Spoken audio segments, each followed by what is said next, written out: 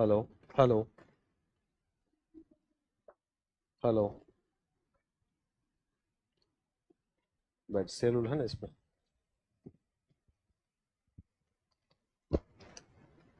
है।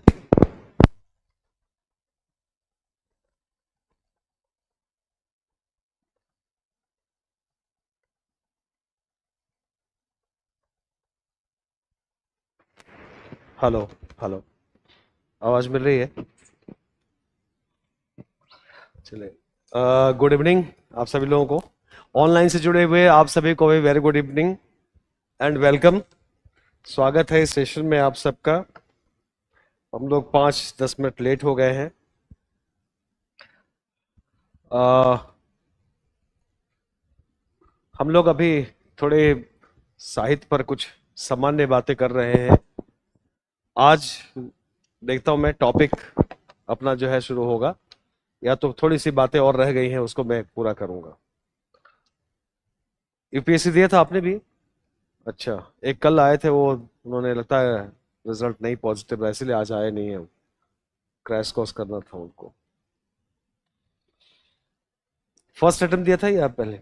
चलिए ठीक है, कोई नहीं, अगली बार के लिए बढ़िया। आप लोगों ने भी दिया था? नहीं? Okay. Yes, very good evening सभी लोग। काजल, शिव हरे, ज्योति सिंह। तो आज हम लोग बात करते हैं आगे की। कल हमने कुछ सामान्य बातें आपसे कही और एक साहित्य के प्रति एक अभिरुचि हमने थोड़े आपके डेवलप करने की कोशिश की कि लिटरेचर क्या है, लिटरेचर क्यों पढ़ते हैं हम लोग, लिटरेचर में क्या पढ़ते हैं, लिटरेचर को कैसे पढ़ना चाहिए, लिटरेचर में मार्क्स कहाँ से कैसे मिलेंगे, यही सब बातें हम लोग कर रहे हैं। हर विषय को समझने के लिए थोड़ी सी कुछ बुनियादी बातें जानने की जरूरत पड़ती है। मसलन हमने ये बात की कि साहित्य क्या है। इसके अलावा हमने बात की कि साहित्य का दूसरे डिसिप्लिन से कैसा संबंध है, समाज, दर्शन, इतिहास, भूगोल। और हमने ये जाना कि साहित्य हमारे जीवन का विषय है, जीवन और समाज से जुड़ा हुआ है। और चूंकि जीवन और समाज में सारी बातें शामिल हैं, दुनिया की तमाम चीजें शामिल हैं, तो इसीलिए साहित्य का संबंध सबके साथ। और साहित्यकार भी समाज में ही रहता है, समाज पर लिखता है वो, तो उसका संबंध सबके साथ है। तो एक तो हमने ये जाना। दूसरी बात ये भी हमने जाना कि साहित्य में हम अपने मन के भाव और विचारों को व्यक्त करते हैं। इंसान होने के नाते हम अपने बारे में कुछ कहना चाहते हैं, शेयर करना चाहते हैं। इंसान की ये प्रवृत्ति है, क्योंकि इंसान मनुष्य एक सामाजिक प्राणी है। लेकिन जब बहुत रचनात्मक तरीके से, कलात्मक तरीके से जब हम अपनी भावनाओं के व्यक्त करते हैं, तो क्या बन जाता है? लिटरेचर। और लिटरेचर हमें अच्छा लगता है क्योंकि लिटरेचर में भावना है, कल्पना है, सौंदर्य है, भाषा का चमत्कार है, लिखने की शैली है। और तब उस दृष्टिकोण से जब लिखा जाता है तो पढ़ने वाले को अच्छा लगता है। बात तो ये भी कही जा सकती है कि आपकी आंखें बहुत अच्छी हैं, और ये भी कहा जा सकता है कि कातिलाना है ना। मैं ऐसे एग्जांपल दे रहा हूं कि साहित्य में आप दिखाई नहीं पड़ते, और ये भी कह सकते हैं कि आप तो ईद के चांद हो गए। तो साहित्य शब्दों का प्रयोग करता है, साहित्य में शब्दों का प्रयोग महत्वपूर्ण है। तो ये हमने बात की। अब थोड़ा सा साहित्य के प्रकार पर भी हम लोग बात कर ले, थोड़ी सी चर्चा संक्षेप में, कि एक आइडिया लग जाएगा, क्योंकि मैं बात करता रहूंगा। ये दे दीजिए, ये इन लोगों को देना है।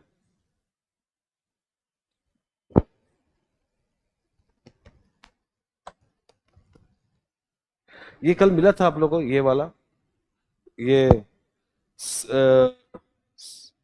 साहित्य क्या है और संबंध परिचय, ये सब नहीं मिला होगा, ये नहीं मिला होगा। हाँ, ये दे दीजिए, एक एक करके।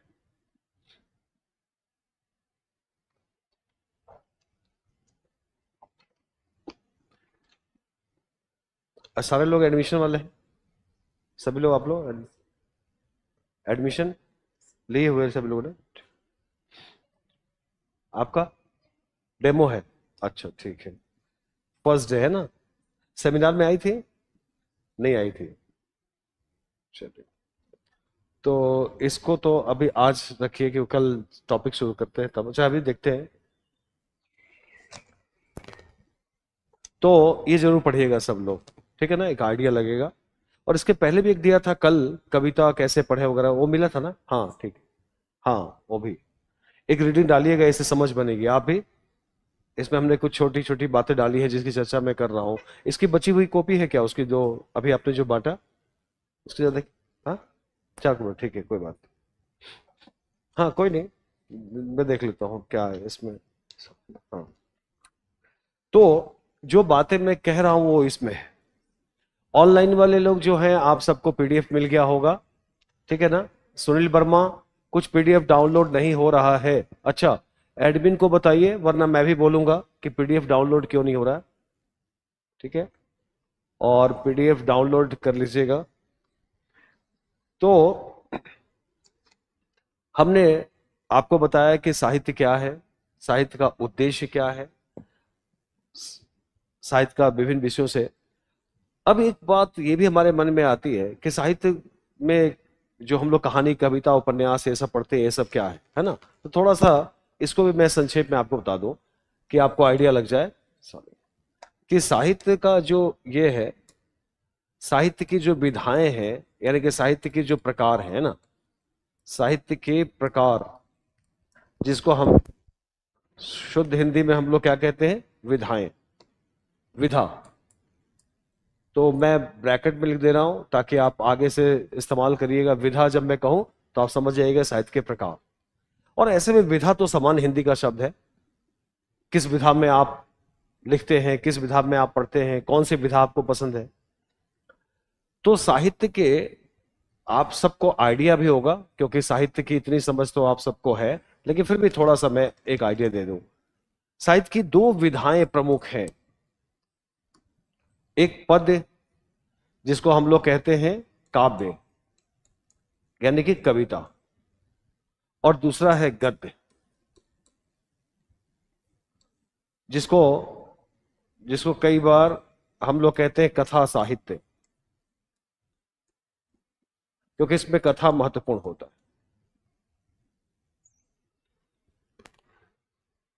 पद्य क्या है? पद्य जो है, कविता, आप जानते होंगे या सुना होगा, देखा होगा कि पद्य जो है वो प्राय लयात्मक और छंदबद्ध रचना होती है। लयात्मक और छंद में बंधी हुई छंदबद्ध रचना, और ये छंद मुक्त रचना, या कह लीजिए कि लय छंद के बिना, लय व छंद के बिना,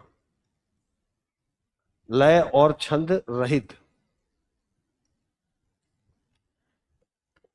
ठीक है? लय किसको कहते हैं? लय कहते हैं जिससे कि राइम हम लोग कहते हैं, जिससे कि एक तुकबंदी बने, एक उसमें एक रिदम बने, है ना? हिंदी में उसको कहते हैं छंद। छंद की वजह से ही ऐसा होता है। और इंग्लिश में उसको कहते हैं मीटर, उर्दू में उसको कहते हैं बहर, है ना? तो तो छंद, जब हम लोग छंद का प्रयोग करते हैं तो कविता में राइम बन जाती है। लेकिन छंद जो है बड़ा सिस्टमैटिक है। छंद का प्रयोग करने के लिए आपको छंद की जानकारी चाहिए, जो आगे मैं बताऊंगा। वैसे हम लोग को उसकी इतनी जरूरत नहीं है, लेकिन छंद का प्रयोग वही कर पाएगा जो छंद के नियमों को जानता है। और छंद में 2 प्रकार हैं, एक तो मात्रिक छंद और एक दूसरा बार्णिक छंद। तो मात्रा और वर्णों का उसमें एक एडजस्टमेंट होता है। मात्रिक छंदों में मात्रा की काउंटिंग फिक्स होती है। जैसे दोहा है, तो दोहा में 13-11 13-11 की मात्रा रहती है। तो उसका एक नियम है, अपना एक पैटर्न है। फिलहाल ये समझ लीजिए कि वो एक पैटर्न है छंद का। और एक जमाने में छंद वाली कविता लिखी जाती थी, आज की कविता छंद मुक्त है। छंद के बंधन से कविता मुक्त हो गई। कैसे? कवियों ने छंद को छोड़ दिया है। आजकल की कविता सपाट है ना, कि मैं जा रहा था, वो आ रहा था है ना, ऐसे थोड़ी तुकबंदी बन गई तो बन गई, वरना आज की कविताओं में आज की सुबह कल जैसी नहीं है, सूरज कुछ नाराज सा है। हाँ, गद्य की तरह सीधा सपाट, मतलब गद्य में कुछ विचार लिखे और उसको थोड़ा कविता की तरह सजा दीजिए तो कविता हो गई। लेकिन पहले की कविता ऐसे नहीं थी, पहले कविता छंद में बंधी हुई थी, और इसीलिए उसमें एक राइम था, रिदम था। सदगुरु हमसु रीझ कर कहा एक प्रसंग, बरसा बादल प्रेम का भीज गया सब अंग। अब कबीर दोहा छंद में कहते हैं, तो कितना रिदम है इसमें। उधव मन न भय 10-20, एक हो तो सो श्याम संग गयो, को और आधे इस, उधव मन न भय 10-20, है ना। क्षमा शोभती उस भुजंग को जिसके पास गरल हो, उसको क्या जो दंत दंतहीन विषरहित विनित सरल हो। तो इसमें छंद है, तो छंद वाली कविता पढ़ने में भी अच्छी लगती है, याद भी रहती है, कविता जैसी लगती है। लेकिन फिर आगे चलकर हम लोग बात करेंगे कि आगे चलकर कवियों ने, खासकर छायावाद एक दौर आता है जब निराला आए और लोग, तो लोगों ने कहा कि सारे बंधनों से कविता को मुक्त करना चाहिए, अपनी भावना को हम जैसे चाहे वैसे कहें। तो उस समय फिर कवियों ने छंद वाला मामला छोड़ दिया, और अब कविता में छंद का होना जरूरी नहीं है। ठीक है, क्लियर है? आपके भाव से लगता है क्लियर नहीं है कुछ, तो मैं इसीलिए पूछ रहा हूं आपसे, क्लियर है?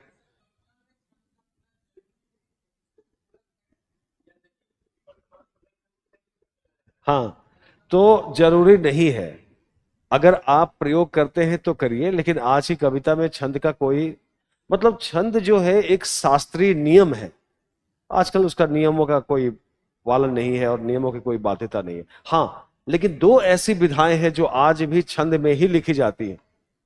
कौन कौन से, और इसीलिए वो दो विधाएं बड़ी पॉपुलर भी है। जैसे गजल, गजल आज भी छंद में ही लिखी जा रही है। गीत, गीत आज भी छंद में ही लिखे जा रहे हैं।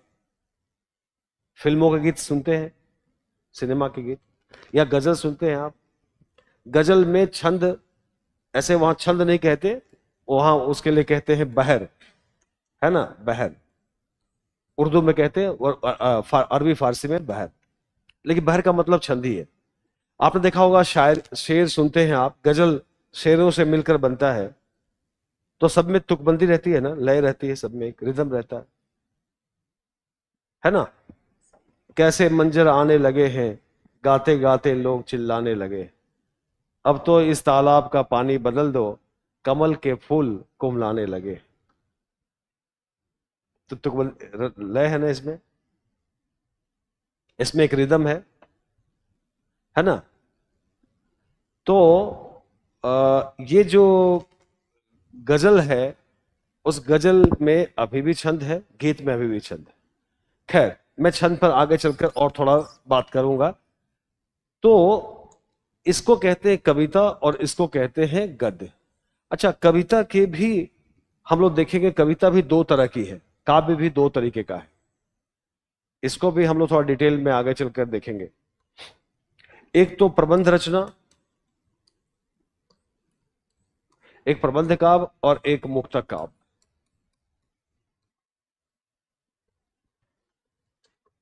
है ना। प्रबंध यानी कि पूरी प्लान की हुई रचना, और मुक्तक यानी कि फ्री लिखी हुई रचना। और प्रबंध में भी दो तरह के, प्रबंध में भी दो हैं, ठीक है ना। प्रबंध में भी दो तरह के प्रबंध होते हैं, एक महाकाव्य और दूसरे और खंड काव्य। तो इसको भी हम लोग ध्यान रखेंगे।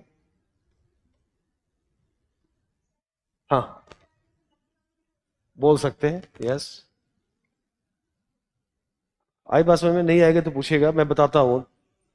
हाँ, प्रबंध का मतलब क्या होता है, मैनेजमेंट, जो रचना बहुत योजनाबद्ध तरीके से लिखी जाए, उसमें एक कहानी चलती है, कई खंडों में विभाजित होता है, ठीक है, उसका एक मैसेज होता है, और उसका मैसेज जो होता है वो हर युग में प्रासंगिक होता है, रिलेवेंट होता है, ठीक है ना। तो बहुत योजना करके, प्लान करके लिखा जाए वो प्रबंध। और जो मुक्तक, मुक्तक का मतलब मुक्त भाव की रचना, ठीक है ना। और प्रबंध को दो हिस्सों में बांट दिया जाता है। एक महाकाव्य यानी कि महान काव्य, जिसमें जीवन का एक बड़ा फलक होता है, जीवन का एक बड़ा कैनवस होता है, जैसे रामचरितमानस, महाभारत, रामायण, पद्मावत, कामायनी भी है, वो भी महाकाव्य जैसा है। और खंड काव्य, खंड काव्य किसी बड़े महान घटना से कोई एक हिस्सा उठाकर उस पर लिख दिया जाए तो खंड काव्य है ना, कोई एक हिस्सा पर लिख दिया जाए। इसका अच्छा एग्जांपल मैं आपको दूं, उर्मिला, भाई सही कहा, क्योंकि रामचरितमानस में कई पात्र हैं और मैथिली शरण गुप्त जी ने उसमें से लक्ष्मण की पत्नी उर्मिला को उठाकर एक लंबा काव्य लिख दिया, वो खंड काव्य। जयद्रथ वध भी है उनका, यशोधरा। तो खंड काव्य का मतलब है एक हिस्से के, जीवन के एक हिस्से को विस्तार से लिखना, खंड काव्य। तो हम लोग को प्रबंध काव्य में महाकाव्य पढ़ना है, खंड काव्य नहीं पढ़ना है। महाकाव्य में कौन कौन सा महाकाव्य पढ़ना है? एक तो मानस, रामचरितमानस, एक पद्मावत और एक कामायनी को भी आप कह सकते हैं। कामायनी को भी आधुनिक युग का अंतिम महाकाव्य माना जाता है, ठीक है ना। तो यहां आप चाहे तो लिख सकते हैं महाकाव्य कि हम लोग को कौन कौन सा पढ़ना है। हम लोग को इधर नहीं पढ़ना है, इसमें कुछ नहीं पढ़ना है, यहां पढ़ना है मानस। मानस में शॉर्ट में लिखवा रहा हूं, मानस का मतलब समझ जाइएगा, रामचरितमानस, पद्मावत, कामायनी, हम लोग के पास ये महाकाव्य। अच्छा, मुक्तक का मतलब है मुक्त भाव की कविता। मुक्त भाव की रचना में सबसे पहले कविता है ना, पद, गीत, प्रगीत वगैरह वगैरह, ये सब हो गई मुक्तक कविता, मुक्तक रचना। बताता हूं, एक एक करके बताऊंगा, ऐसे भी से नहीं। अच्छा, और गद्य में है कहानी, उपन्यास जो हमें पढ़ने हैं, नाटक भी हमें पढ़ना है, निबंध भी हमें पढ़ना है, आलोचना भी हमें पढ़ना है, संस्मरण भी,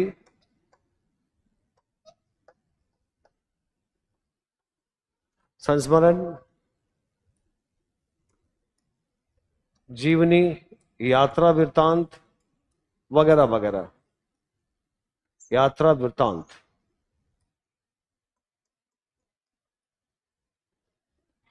मैं जरा ठीक से लिख दूं, ऑनलाइन वालों को दिखना चाहिए। जीवनी, यात्रा वृत्तांत, और ऐसे बहुत सारे हैं, फीचर लेखन है, डायरी लेखन है, आत्मकथा है, बहुत सारे हैं, लेकिन ज्यादा मतलब नहीं है। तो ये जब पढ़ेंगे हम लोग तो बात कर लेंगे। तो साहित्य के ये रूप हैं। जब मैं इन सब के बारे में बात करूंगा तो आप समझिएगा कि क्या क्या है। थोड़ा अगर चाहे तो मैं और थोड़ा बता दूं, ये तो नोट कर लिया ना, थोड़ा सा मैं बता दूं आपको। सबसे पहले महाकाव्य के बारे में, वैसे नोट्स में दे रखा है, बस थोड़ा आपको इंडिकेट कर दूं। महाकाव्य जिसको इंग्लिश में कहते हैं एपिक।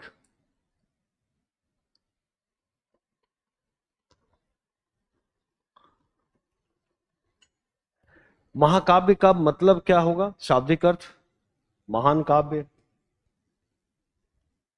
और महान काव्य क्यों? क्योंकि इसकी कथा महान होती है, इसका नायक महान होता है, घटनाएं महान होती हैं, संदेश महान होता है। क्या? पात्र वगैरह सब महान कैरेक्टर के होते हैं, महान चरित्र के वाले होते हैं।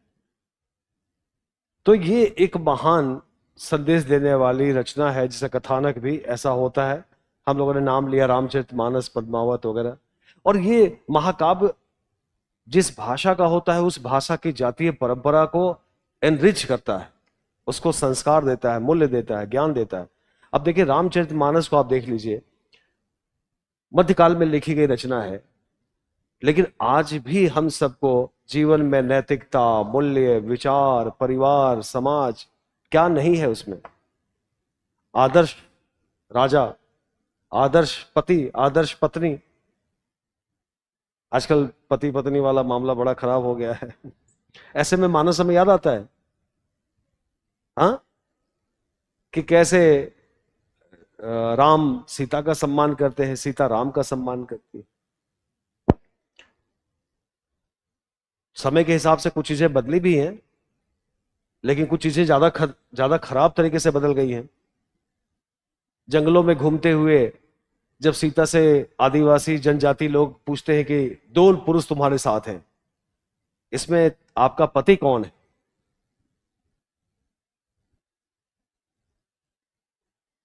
तो सीता राम की तरफ मुस्कुराकर देखती हैं और फिर सिर झुका लेती है, तो गांव के लोग समझ जाते हैं कि पति कौन है।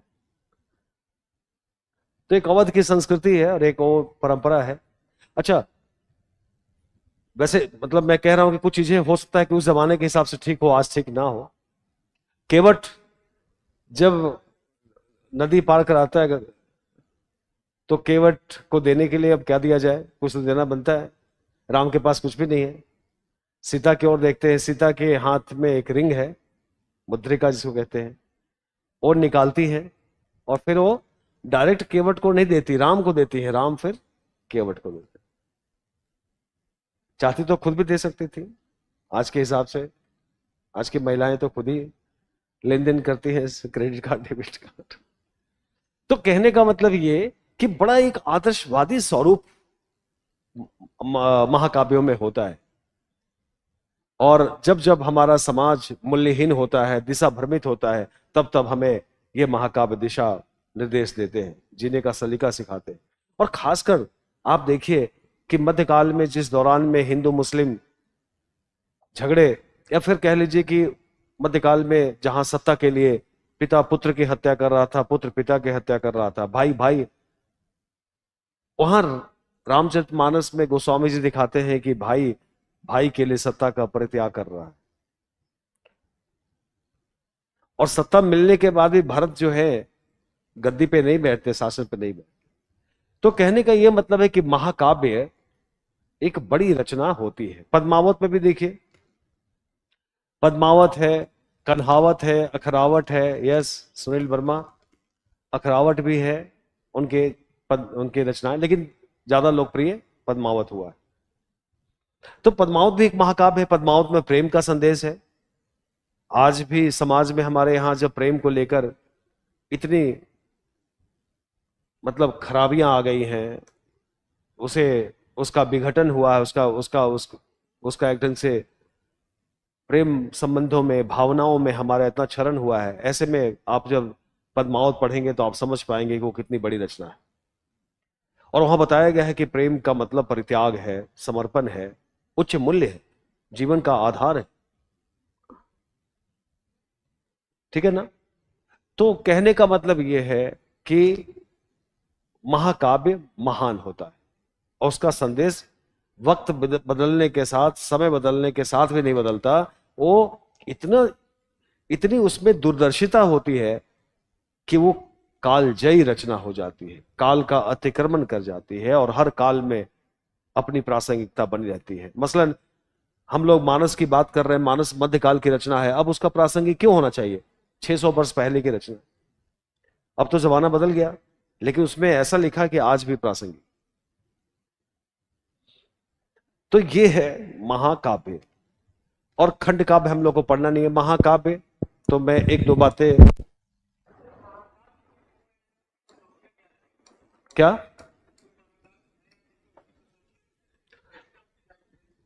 हाँ बिल्कुल, उसकी कसौटियों पे तो मैंने ये सारी बातें कही। महान उद्देश्य, महान कथानक, महान चरित्र, महान संवाद, यही तो है उसका। ठीक है ना। और इसे भी समझना हो तो ऐसे भी समझ लीजिए कि हम लोग कई दूसरी रचनाओं को भी महाकाव्य से तुलना करते हैं और कहते हैं कि रचना महाकाव्य जैसी है। महाकाव्य है नहीं। महाकाव्य जैसे राम की शक्ति पूजा एक कविता है, हमसे यूपीएससी में सवाल भी पूछा जाता है, कि क्या आप इससे सहमत हैं, या मैं कई तरह के सवाल बच जाएंगे, क्या आप इससे सहमत हैं कि रामचरितमानस एक महाकाव्यात्मक औदात की कविता है, माने महाकाव्यात्मक गुण वाली कविता है? रामचरितमानस वस्तुतः एक महाकाव्य है जिसमें जिसमें अच्छाई और बुराई के शाश्वत संघर्ष को दिखाया गया। तो कई तरीके से सवाल बन सकते हैं। तो राम की शक्ति पूजा महाकाव्य नहीं है, लेकिन कुछ गुण उसमें, कुछ कसौटी जो आप कह रहे हैं वो महाकाव्य जैसी है। अच्छा, आगे चलकर महाकाव्य लिखना बंद हो गया, क्योंकि आधुनिक काल में कौन पढ़ेगा महाकाव्य, किसके पास इतना टाइम है, छोटी छोटी कविताएं लिखी जा रही है। तो आधुनिक काल में मोटी रचना कौन सी लिखी गई? उपन्यास। तो आधुनिक काल में उपन्यास को महाकाव्य कहा गया, गद्य महाकाव्य, गद्य में महाकाव्य जैसा है। और हम लोग गोदान पर भी सवाल करते हैं, यूपीएससी में पूछा जाता है कि गोदान किसानी जीवन का महाकाव्य है ना? तो महाकाव्य है, इसका एक शाब्दिक अर्थ ये लिया जाए कि उसमें जीवन की विराटता है, जीवन की विशालता है, जीवन की व्यापकता है। महाकाव्य हमारे जीवन के एक बड़े फलक को दिखाता है, जिसमें जीवन का सारा पक्ष उभर कर आता है। ठीक है ना? जैसे हिंदी सिनेमा में भी आप देखिए, कुछ फिल्में ऐसी हैं जो महाकाव्य जैसी हैं। शोले मूवी आपने देखी होगी शायद, 1975 के आसपास बनी थी शोले, देखिए आप लोगों ने। अब वो जितनी बार देखिए उसमें नई बातें मिलती है, हर बार उसमें नई बातें मिलती है, हर बार उसमें नयापन लगेगा, हर बार उसमें आपको समझने का मौका मिलेगा। तो महाकाव्य जैसी मूवी है। तो कहने का ये मतलब कि महाकाव्य की कसौटियां कुछ हैं जिसके आधार पर हम लोग उसकी तुलना करते हैं। बहरहाल, महान रचना,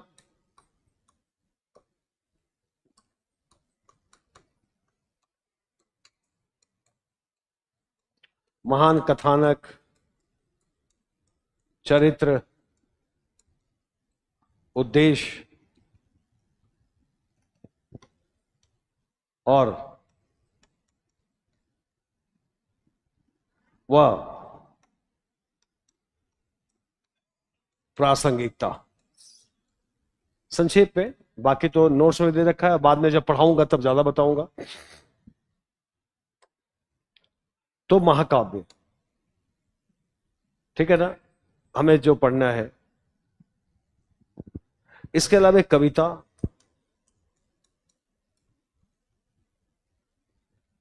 मुक्तक, है ना? कविता क्या है? मुक्तक है। चलिए बता ही दिया पहले, मुक्तक। कविता क्या है? कल के नोट्स में भी हमने दे रखा है, खूब अच्छे से पढ़िएगा। कविता, जब हम अपनी भावनाओं को बहुत कम शब्दों में और जल्दी से व्यक्त करना चाहते हैं तो हम किसका चयन करते हैं? कविता। कविता में सघन विचार होते हैं। कविता की एक लाइन गद्य की 5-10 लाइन के बराबर होती है ना? कविता की एक लाइन गद्य की 5-10 लाइन के बराबर होती है। हमने कहा कि सदगुरु हमसु रीझ कर कहा एक प्रसंग, बरसा बादल प्रेम का भीज गया सब अंग। 2 लाइन दोहा, लेकिन इसकी व्याख्या करिए तो कितनी लंबी व्याख्या हो जाएगी। लंबी व्याख्या हो जाएगी ना? लंबी व्याख्या हो जाएगी इसकी। सदगुरु हमसु रीझ कर, सदगुरु सच्चे गुरु ने हमसे रीझ कर, हमसे खुश होकर कहा एक प्रसंग, एक ज्ञान हमें दिया। बरसा बादल प्रेम का, हमारे ऊपर ऐसा लगा मानो प्रेम की बारिश हो रही हो, प्रेम के बादल बरस रहे हो हमारे ऊपर। और भीज गया सब अंग। सदगुरु हमसे रीझ कहा एक प्रसंग, बरसा बादल प्रेम का भीज गया सब। भीजना, भीगना, भीगना को देसी भाषा में भीजना। और भीजना कैसा होता है मालूम है ना? जब आप बारिश में भीगते हैं, रोम रोम भीगता है। नहाना तो एक ही बार एकदम नहा लेते हैं, फटाफट टेप खोलिए और नहा लेते हैं। और नहाने में वो बात नहीं होती जो बारिश में भीगना होता है। तो कबीर इतने आनंदित है, इतने खुश है कि कह रहे हैं कि रोम रोम हमारा आनंदित हो गया। अब इतनी सारी बातों को 2 लाइन में कह दिया। धूमिल ने लिखा है कि कविता भाषा में आदमी होने की तमीज है। अब कितनी बड़ी बात कह दी 1 लाइन में, है ना। एक कविता में उन्होंने ये बात कही कि कविता भाषा में आदमी होने की तमीज है। यानी कि भाषा में जब हम बहुत शानदार अभिव्यक्ति करते हैं और मूल्य, विचार, भावनाएं और बहुत अच्छी चीज हम जब व्यक्त करते हैं तो वो क्या बनती है? कविता। कविता जब आप लिखते हैं तो इससे आपकी इंसानियत, आपके आदमियत होने की पहचान बनती है। ठीक है ना? सुन रहे हैं सब लोग? कविता क्या है? धूमिल की कविता है, मैं थोड़ा 2 लाइन और सुना दूं। कविता क्या है? कोई पहनावा है? कुर्ता पैजामा है? ना ना भाई। कविता शब्दों की अदालत में मुजरिम के कटघरे में खड़े बेकसूर आदमी का हल्फनामा है। क्या व्यक्तित्व बनाने की, क्या व्यक्तित्व बनाने की, चरित्र चमकाने की, खाने कमाने की चीज है? ना भाई ना। कविता भाषा में आदमी होने की तमीज है।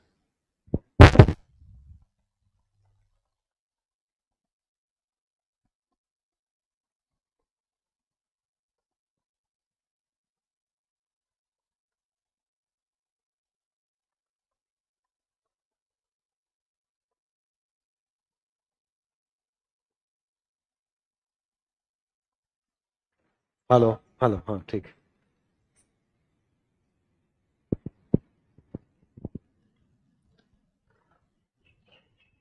तो कविता मजाक नहीं है कुल मिलाकर, है ना। और एक बात और मैं कहूं, क्योंकि आप लोग तो साहित्य के हैं, जो लोग साहित्य के नहीं है वो कई बार नहीं समझ पाते कि असल में भाषा और भाषा की रचनाओं में कही हुई बातें बहुत उच्च कोटि की होती हैं। लोग पढ़ते नहीं है, समझते नहीं, अखबार में देखते हैं कविता, छोड़ो हटाओ, कविता क्या पढ़ना है क्या। और फिर हमें लगता है कोई किसी व्यक्ति के मन की भावना है, उसमें हमारा क्या जाता है, हमारा उसे। लेकिन ऐसा नहीं है। कभी भी का बहुत बड़ा काम करता है। कभी का योगदान भी कम नहीं है। कभी लेखक भी बहुत बड़ा काम करते हैं। जैसे डॉक्टर, इंजीनियर, पत्रकार, शिक्षक, वैसे कवि भी बहुत बड़ा काम करता है, क्योंकि कवि जो लिखता है उससे हमारी बौद्धिक क्षमता बढ़ती है, हमारा व्यक्तित्व विकास विकसित होता है, हम अपनी सभ्यता संस्कृति को जानते हैं, हम आदमी से इंसान बनते हैं। ये कोई मजाक नहीं है। सृजना करना, सृजन करना, लिखना, ये बहुत उच्च कोटि का काम है। हमारे शास्त्रों में कहा गया है कि इस मृत्यु लोक में अगर आप अमर होना चाहते हैं तो आपके पास एक ही उपाय है, रचना। कोई ऐसी कलाकृति, कोई रचना, कोई ऐसी कला के क्षेत्र में कुछ ऐसा करिए, कुछ ऐसा सृजन करिए, किसी भी क्षेत्र में हो, कुछ ऐसा सृजन करिए कि आप हमेशा के लिए अमर हो जाएं, शाश्वत हो जाए। वरना ये मृत्यु लोक है, यहां सबको मरना है। लेकिन जिन लोगों ने सृजना की है वो मरते नहीं। आज हम लोग कबीर को आज भी पढ़ रहे हैं ना। कबीर का जमाना तो बरसों गुजर गया, आज भी कबीर को पढ़ रहे हैं, सूर को, तुलसी को, प्रेमचंद को आज पढ़ रहे हैं। और जब तक ये हमारी भाषा और हिंदी और जातीय परंपरा रहेगी, क्या ये लोग कभी भुलाए जाएंगे? नहीं, हमेशा पढ़े जाएंगे। तो कवि, रचनाकार और कविता एक बड़ी भूमिका निभाती है। इसलिए हमें साहित्य को गंभीरता से लेना चाहिए। जो लोग नहीं जानते वो इसे समझ नहीं पाते, उनको लगता है कहानी है पढ़ लिया, कविता है पढ़ लिया। और मैं आप लोगों से एक बात और कहना चाहूंगा, मुझे मुझे लगता है एक चीज और, कि जितना आप शब्दों के अंदर जाएंगे उतना आप ज्ञान, विज्ञान, साहित्य, भाषा इनको समझ पाएंगे। प्राय हम लोग भाषा का उतना महत्व नहीं समझते, भाषा के शब्दों का प्रयोग नहीं समझते। लेकिन जितने शब्दों को आप समझेंगे ना, उतनी आपकी अभिव्यक्ति गंभीर होगी, उतने आप मैच्योर होंगे, उतना अच्छा निबंध लिखेंगे, उतना अच्छा जीएस लिखेंगे। मैंने देखा है कि हम सब लोग शब्दों को नहीं समझते हैं, बस समझ रहे हैं, चलो चल रहा है, जानते हैं, पूछे क्या है, नहीं जानते। बहुत छोटी छोटी बातें लोग नहीं जानते। कविता क्या है, कविता क्यों पढ़नी चाहिए, भाषा क्या है। तो मैं आप लोगों से यह भी कहूंगा कि आप छोटे से छोटे शब्द को भी एक बार रीचेक करिएगा कि इसका मायने क्या है ना, इसका मतलब क्या है। और देखिएगा आपको तब फिर कितना आपके ज्ञान का लेवल कितना बढ़ेगा और कितना मजा भी आएगा। बहरहाल, तो कविता क्या है? कविता में दो तीन बातें होती हैं। थोड़ा दूरी दे के मैं बना दूं। मुक्तक, नंबर 2। मुक्तक, कविता मुक्तक ही है, ब्रैकेट में चाहे तो लिख सकते हैं। मुक्तक में कविता, कविता में सघनता, विचारों की भावना, भाव और विचार की सघनता।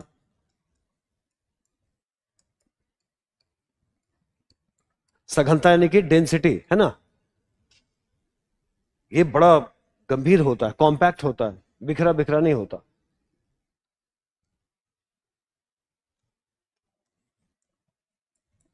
तीव्रता, बहुत तीव्र तरीके से कोई बात कहनी है तो हम लोग कविता कहते हैं।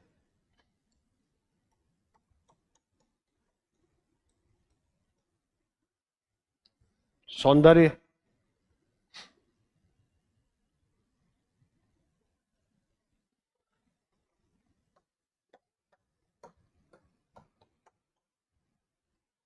अनुभूति,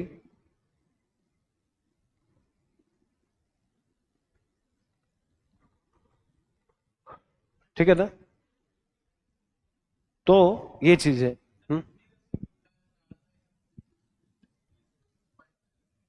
कविता में ये चीजें होती हैं, ये मैं कह रहा हूं। तो सब में है, आला हो जो हो, सब में ये बातें सभी कविता में होती है ये बात। जैसे कविता में मैंने लिखा है भाव और विचार, यह थोड़ी सी भावना ज्यादा प्रभावी होती है, गद्य में विचार ज्यादा प्रभावित होते हैं। गद्य में विचार, पद्य में भावना। वैसे ये भी जान लीजिएगा कि आधुनिक युग की कविताओं में भावना खत्म है।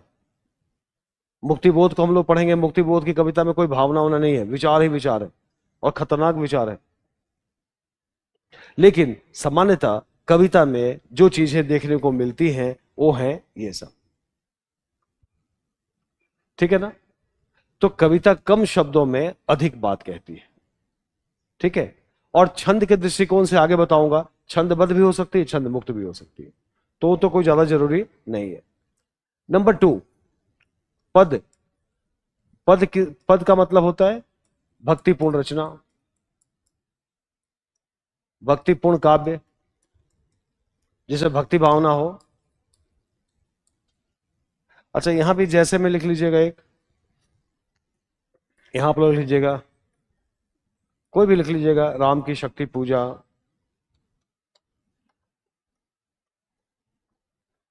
राम की शक्ति पूजा,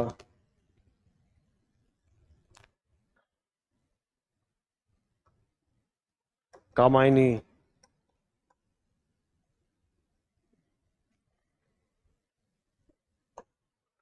जैसे अगर यहां हम लिखे भक्तिपूर्ण काव्य, जैसे कबीर के पद,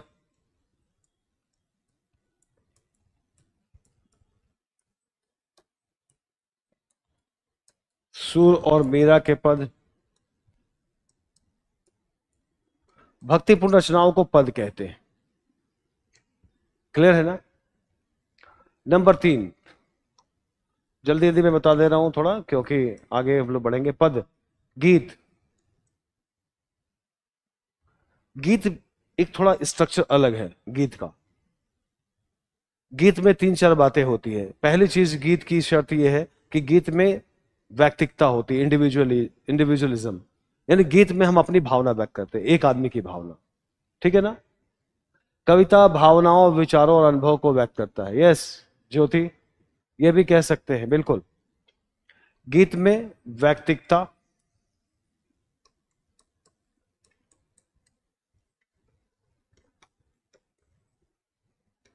भावनात्मकता,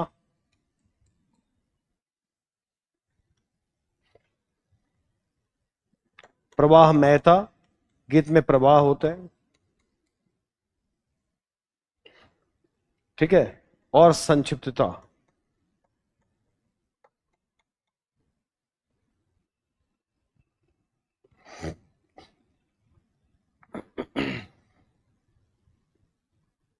ठीक है ना?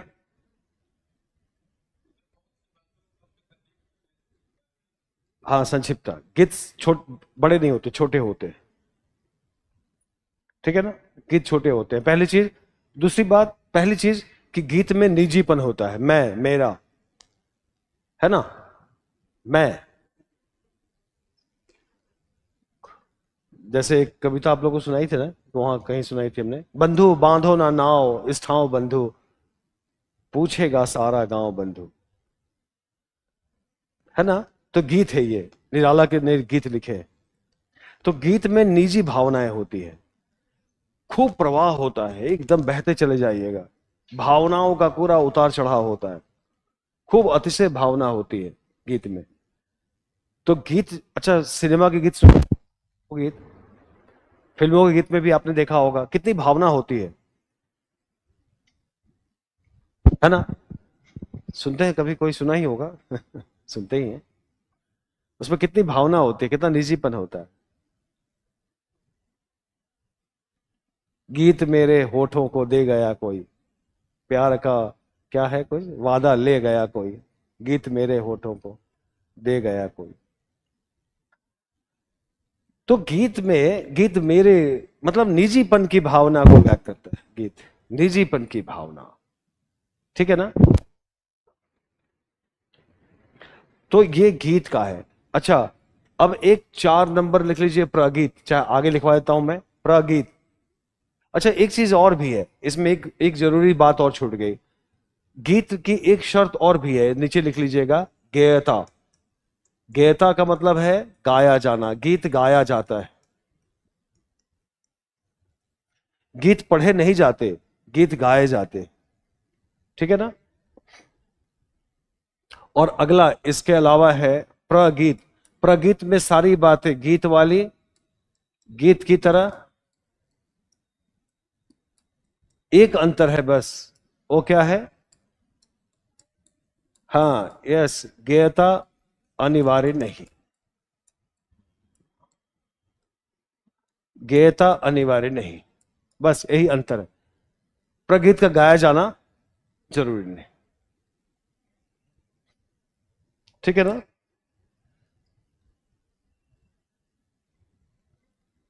हमने दे भी रखा है इसमें, देखिए सामने ही है, पढ़िएगा तो और अच्छे समझ में आ जाएगा।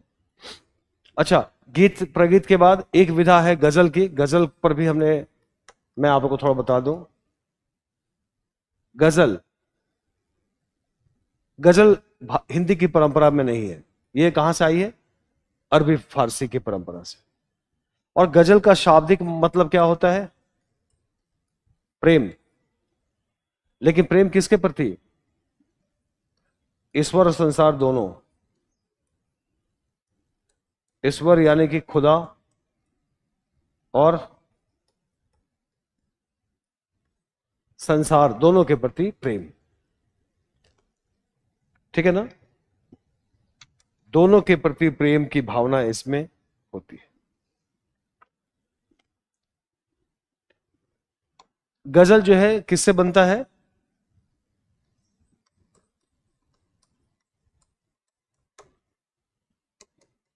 शेर से गजल बनते हैं, शेर से गजल।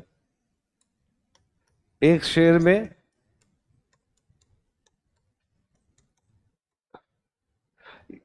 या या पहले लिख लीजिए, एक गजल में,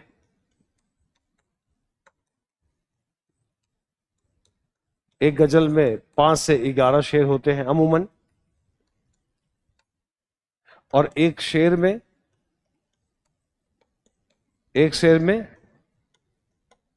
2 पंक्तियां,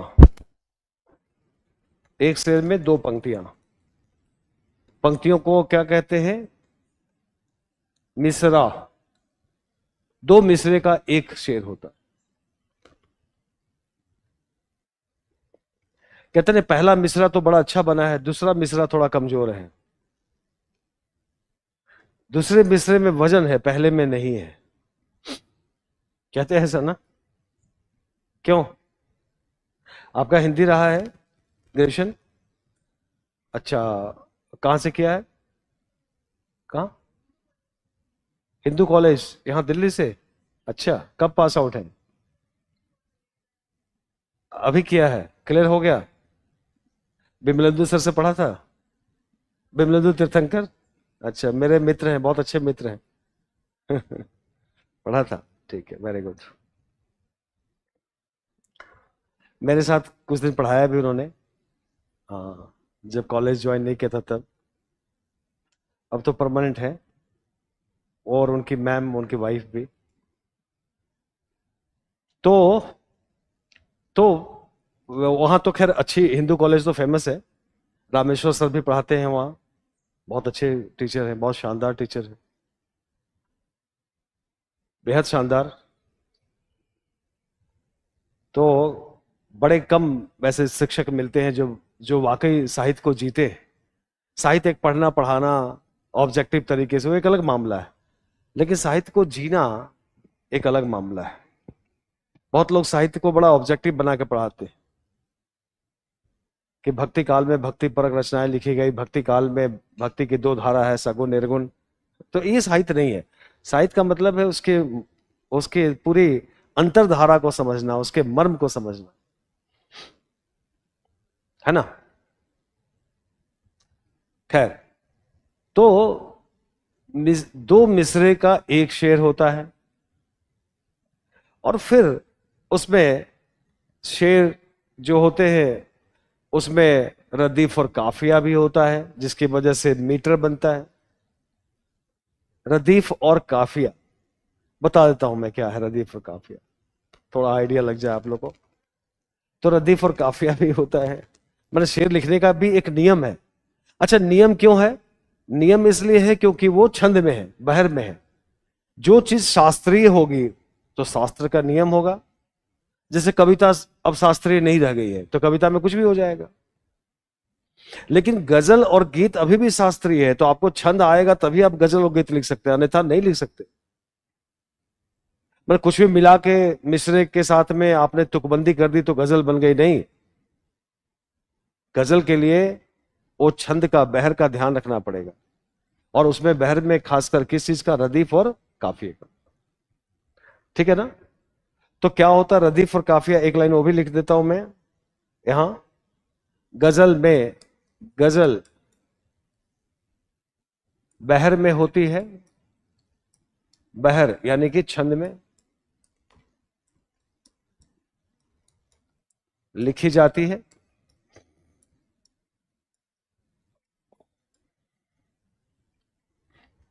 ठीक है ना?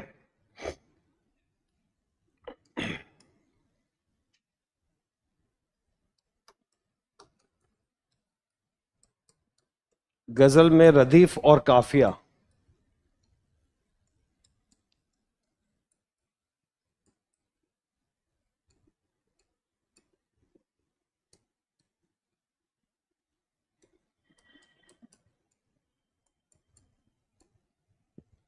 का ख्याल रखना होता है। अब इस नए बैच में कुछ लोग वहां आ रहे हैं, कुछ लोग यहां आ रहे हैं। कुछ ज्यादातर लोग रहते हैं उधर वजीराबाद की तरफ, तो वहां आ जा रहे हैं कुछ लोग, कुछ लोग यहाँ आ जा रहे हैं। खैर, यहाँ मुखर्जी नगर फिर धीरे धीरे थोड़ा आएंगे लोग, संख्या संख्या बढ़ेगी। कहाँ? दो जगह नया ही शुरू हुआ है,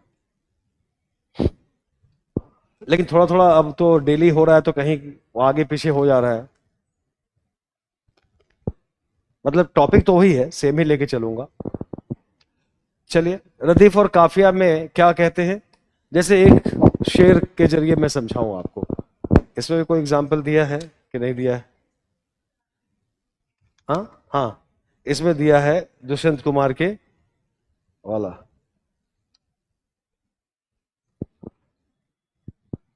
ठीक है ना? रदीफ और काफिया, जैसे एक छोटा सा एक एक एक हाँ, मेरी कोशिश है कि एक और से भी छोटा ले रहा हूं, ज्यादा लिखना नहीं पड़ेगा। जैसे दुष्यंत कुमार की ही गजल है, कैसे मंजर आने लगे हैं।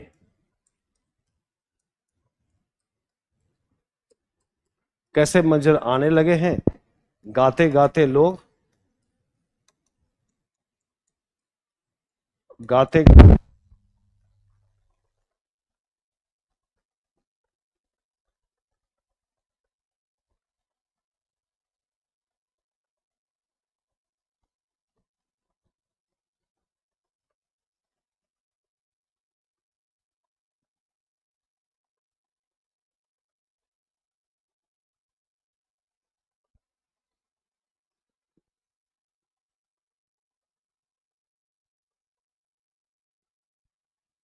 हेलो।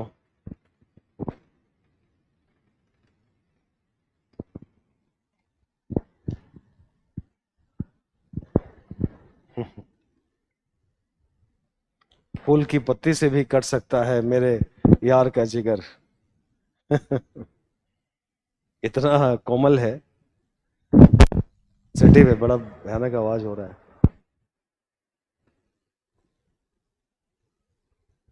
ठीक है ना। तो रदीफ और काफिया कहते हैं, लेकिन आता है पहले काफिया और फिर रदीफ।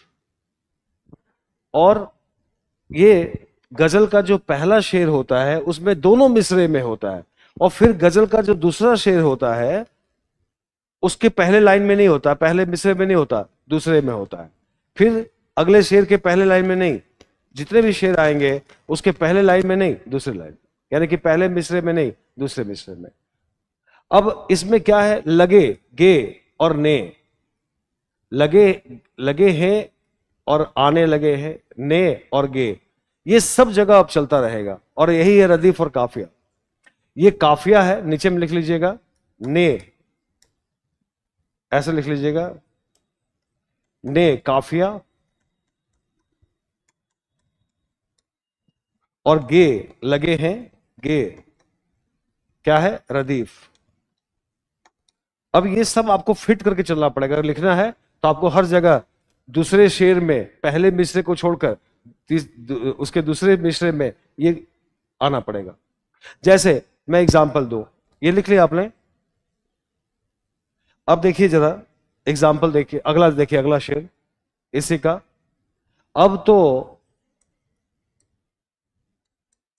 अब तो इस तालाब का पानी बदल दो। अब तो इस तालाब का पानी बदल दो, कमल के फूल कुमलाने लगे। कमल यानी कि कमल, कमल के फूल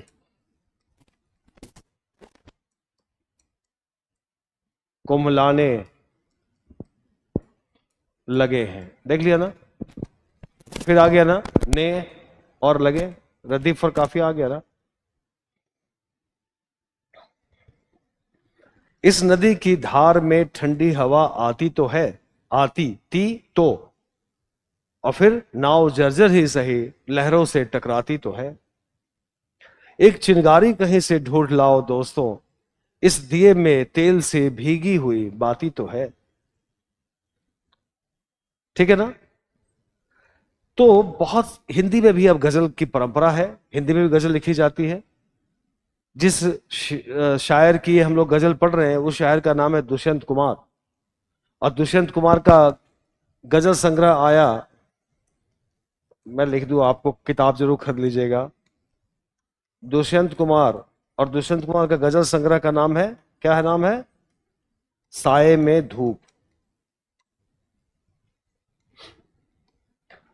1975 में ये आया और आज तक बिकती है ये आज तक बिकता है ये संग्रह। सर्वाधिक बिकने वाली पुस्तकों में से एक है। हर लोग इसको पढ़ते हैं, साए में धूप। बहुत पतला सा है, थोड़े गजल हैं, ज्यादा नहीं है, मेरे ख्याल से बहुत होंगे तो 20-25 गजल होंगे बस। और इतनी प्रसिद्ध है ये, इतनी लोकप्रिय है, क्योंकि क्योंकि पहले गजल जो थी वो प्रेम, शायरी, आशिकी वहां तक सीमित थी। धीरे धीरे आगे चलकर 30 के आसपास, 1930 के आसपास प्रेमचंद के जमाने में गजल का एक सामाजिक सरोकार बना, गजल का दायरा विस्तृत हुआ। अब वो प्रेम और आशिकी से निकलकर जीवन के सवालों से टकराती हुई नजर आई। तरक्की पसंद शायर आए उस समय, प्रगतिशील लोग आए, बहुत प्रोग्रेसिव सोच के लोग आए। कैफी आजमी, सरदार अली जाफरी, फैज अहमद फराज, मजरूर सुल्तानपुरी, है ना, ऐसे बहुत बड़े बड़े शायर आए और उन्होंने शायरी को बदल दिया और उसमें जीवन के सवाल आने लगे। 1975 में दुष्यंत कुमार ने भी हिंदी में गजलें लिखी और उसमें जीवन के सवालों को उठाया कि पीर पर्वत सी हो गई है अब पिघलनी चाहिए, इसी हिमालय से कोई गंगा निकलनी चाहिए, और मेरे सीने में ना सही तुम्हारे सीने में ही सही, आग कहीं भी हो आग जलनी चाहिए। हंगामा खड़ा करना मेरा मकसद नहीं, मेरी कोशिश है कि सूरत बदलनी चाहिए।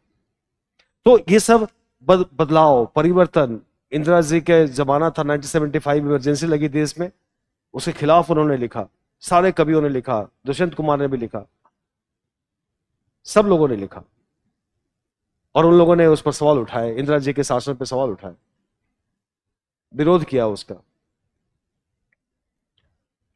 और ये जो संग्रह है एक साय में धूप, इसमें सारी गजलें विरोध की है, प्रतिकार की है। तो आशिकी, प्रेम, मोहब्बत से शायरी बाहर निकलती है और जीवन के सवालों से टकराती है। ठीक है ना? तो ये है गजल, बस गजल पे इतना ही।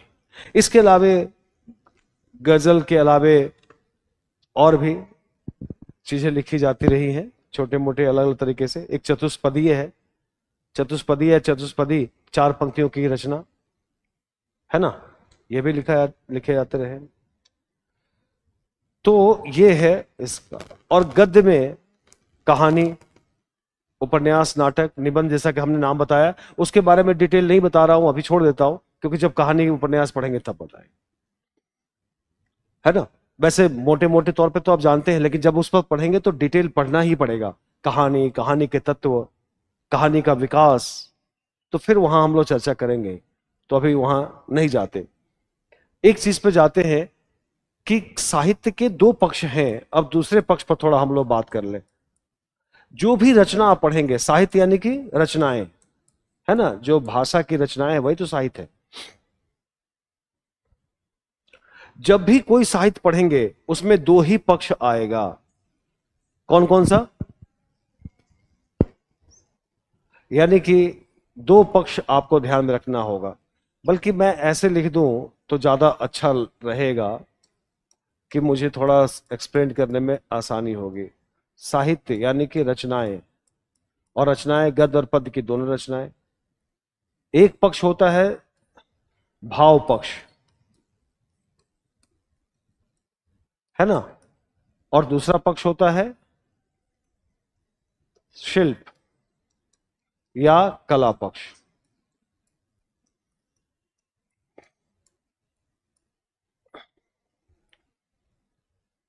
अच्छा, लिखित कुछ भी पढ़िए, अखबार भी पढ़िए, इवन साहित्य, कहानी, नाटक, उपन्यास, निबंध, जो भी पढ़िए, उसमें इन दोनों पक्षों पर नजर आपका रहना चाहिए। इवन जीएस भी पढ़िए तो जो भी लिखित रूप में है उसके 2 पक्ष हैं। भाव यानी कि उसका थीम क्या है, और शिल्प कैसे कहा गया है, क्या कहा गया है, कैसे कहा गया है। दोनों पर हमारी नजर होनी चाहिए कि कोई बात कैसे कही जा रही है और कोई बात कैसे लिखी जा रही है, क्या उस पे है। ठीक है ना। और जितने भी सवाल आपके रहेंगे यूपीएससी के, सब इन्हीं 2 पक्षों पर तो है। सारे के सवाल इन्हीं 2 पक्षों पर, सारे सवाल इन्हीं 2 पक्षों पर। जैसे भाव पक्ष के कई नाम आपको मिलेंगे। जैसे भाव पक्ष के नाम है संवेदना, है ना, अनुभूति, पूछेगा कि इसकी अनुभूति क्या है, काव्यानुभूति, प्रतिपाद्य क्या है ना,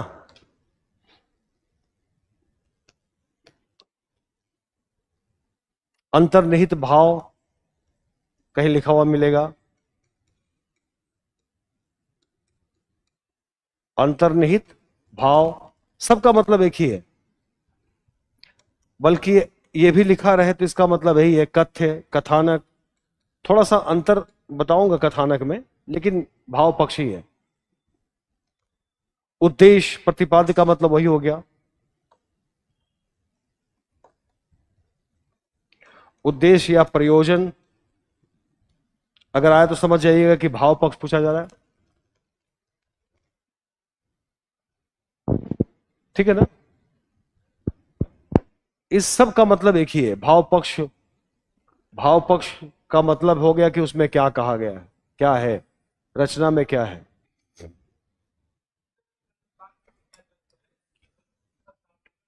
हाँ ठीक है, अच्छा आपने पूछा। प्रतिपाद यानी कि क्या प्रतिपादित किया गया है, यानी कि उसमें क्या कहने की कोशिश की गई है, क्या कहा गया है, किसका, सरल भाषा में कहूं तो किसकी चर्चा है, या क्या कहा गया, प्रतिपादित किया गया। ठीक है ना? प्रतिपाद्य। और इसका एक मतलब उद्देश्य भी लेते हैं। प्रतिपाद्य ही उद्देश्य है, एक लेते क्या है वही मतलब है। क्या कहा गया है तो उद्देश्य ही तो है। तो जब ऐसे शब्द हमें साहित्य में और प्रश्न में मिले तो आप समझिएगा कि इस पक्ष की बात हो रही है। और इस पक्ष में कैसे शब्द आपको मिलेंगे, जैसे कहा जाएगा आपको अभिव्यक्ति, रचना के अभिव्यक्ति पे प्रकाश डालिए। इसी का दूसरा शब्द है अभिव्यंजना। अभिव्यंजना, इसी का वो कहते हैं रचना प्रविधि। रचना की प्रविधि कैसी है, कला शिल्प तो उसका नाम है ना।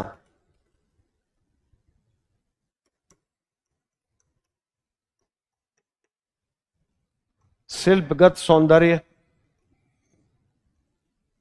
वहां आएगा भावगत सौंदर्य, यहां शिल्पगत सौंदर्य। तो जो भी कविता कहानी जो भी पढ़िए आप उसमें ये चीजों को देखेंगे।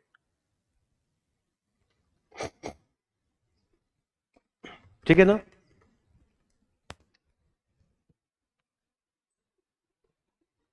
प्रविधि कैसे कहा गया है, रचना की प्रविधि यानी कैसे लिखना, कैसे कहा गया, प्रविधि से प्रक्रिया कहते हैं ना वैसे। अभिव्यंजना, अभिव्यंजना, अभी अभी, उसमें अभी लगा हुआ है, अभी क्या है, उपसर्ग है। अभी का मतलब होता है भीतर, और व्यंजना मतलब कहना, भीतर की बात कहना, अभिव्यंजना। अभिव्यक्ति, अभिव्यक्ति तो हम लोग को कॉमन इस्तेमाल करते हैं पॉलिटी में भी। अभी का मतलब है केंद्र, भीतर। और व्यक्ति, अभिव्यक्ति का मतलब है कहना, भीतर की बात यानी कि हमारी निजी भावना, एक्सप्रेशन। हाँ, उसको कहते हैं अभिव्यक्ति। कहते हैं ना आपकी अभिव्यक्ति अच्छी है, यानी कि आप जो कहते हैं अच्छे, या अभिव्यक्ति की स्वतंत्रता, फ्रीडम ऑफ एक्सप्रेशन। तो अभिव्यक्ति यानी कि अंदर की बात, हमारी भावना। अभिव्यंजना वही रचना प्रविधि, शिल्पगत सौंदर्य, कहने का जो तरीका है उसमें सौंदर्य क्या है। सौंदर्य का मतलब नहीं, मैं ऐसे शब्द पूछ रहा हूं। सौंदर्य का मतलब हम लोग बार बार साहित्य में ये शब्द इस्तेमाल करेंगे। सौंदर्य का मतलब सुंदरता, और सुंदरता का मतलब